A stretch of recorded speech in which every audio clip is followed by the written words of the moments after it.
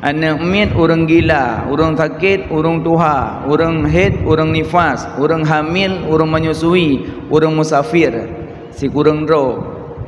Anak mit orang gila, anak mit hendak wajib puasa, tapi wajib bagi ayah dan ibu perintah muru auladakum fi salah inda sab'i, perintahkan anak-anakmu untuk salat umur 7 tahun.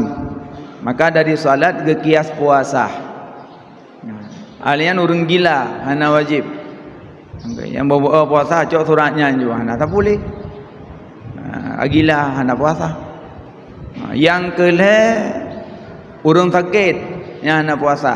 Sakit dua macam. Pertama sakit pengakuan doktor, yang kedua sakit pengalaman pribadi. Gaya cah hanjak kosong perut, atau kosong perut pitam, rebah gaju. Atau kosong perut cah hanjak kebut kan. Nyan hana puasa le ju. Kaku bobo bruh matan titi urop.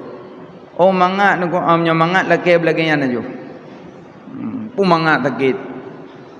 Nah. Yang kedua sakit pengakuan doktor. Dia tanya pada doktor kai pegah, bapak jangan kosong perut ya, bapak lambung udah parah ya. Bapak makan.